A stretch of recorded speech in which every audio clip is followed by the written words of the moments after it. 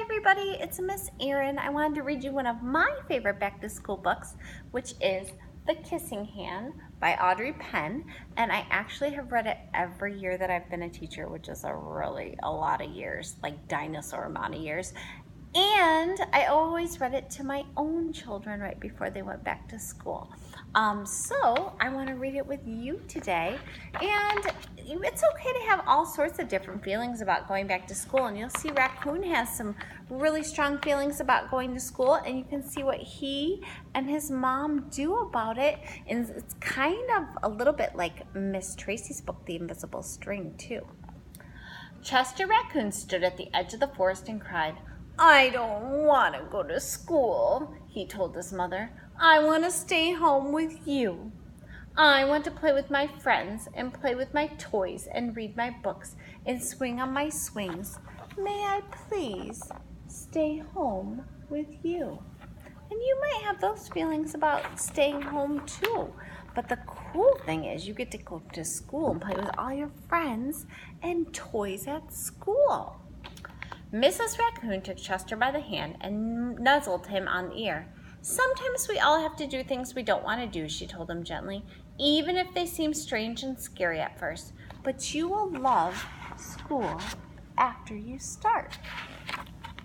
Which we found out last year here at the preschool, that all of our friends loved school when they started it.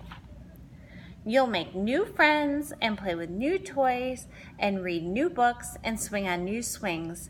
Besides," she added, "I know a wonderful secret that will make your nights at school seem as warm and cozy as your days at home." And the reason she says your nights at school is because raccoons are nocturnal. That means that they're awake at night and asleep during the day. And that's kind of the opposite of us, because we are awake during the day and asleep at night. Chester wiped his tears away and looked interested. "A secret? What kind of secret?" "A very old secret," said Mrs. Raccoon.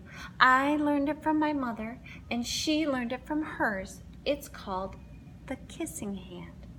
"The kissing hand?" asked Chester. "What is that?" Should we find out what it is? It's pretty exciting. "I'll show you." Mrs. Raccoon took Chester's left hand and spread open his tiny fingers into a fan.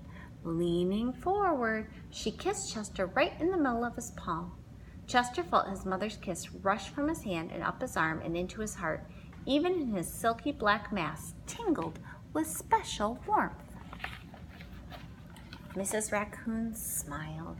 "Now," she told Chester, "whenever you feel alone and you need a little love from home, just press your hand against your cheek and think, 'Mommy loves you, Mommy loves you,' and that very kiss will jump to your face and fill you with toasty warm thoughts." So you and your mom can do that too, where you kiss your hand, and then you can always put it on your face if you're feeling lonely at school the first couple days. She took Chester's hand and carefully wrapped his fingers around the kiss.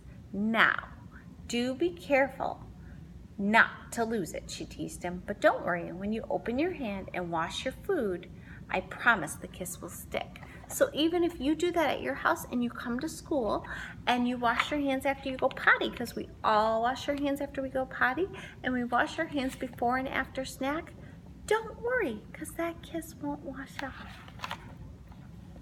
Chester loved his kissing hand.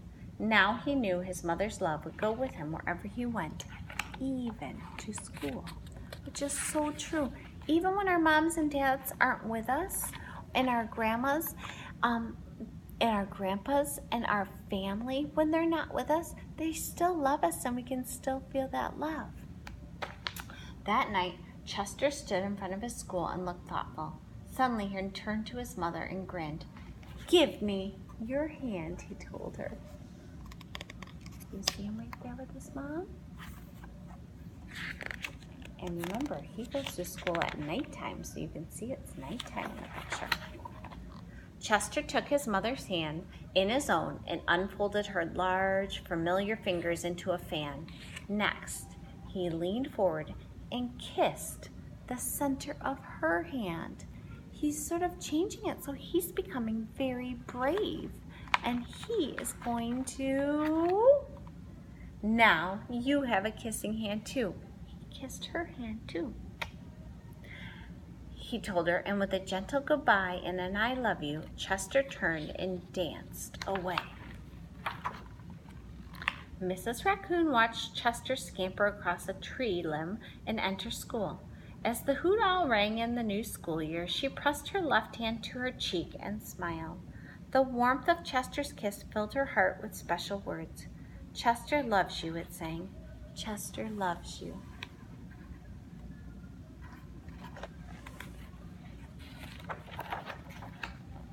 And there they all are at school. Kind of crazy to go to school in a tree, huh? Because we don't go in a school in a tree. And then there's the I love you. So even when your mom or your dad or whoever's dropping you off on the first day of school, they're going to go away for a little while, but then they're going to come back and pick you up at the end of the day. And we'll stay and play with our toys and our games and read stories and sing songs and have so much fun. And it takes a lot to be brave and come on the first day and meet all new people, but I know you'll be great at it. And Miss Erin and Miss Tracy and Michelle will all be here to help you, and we'll help you do everything you need help with your first day of school. I can't wait to see you next week. Have a great one, and we will talk to you soon.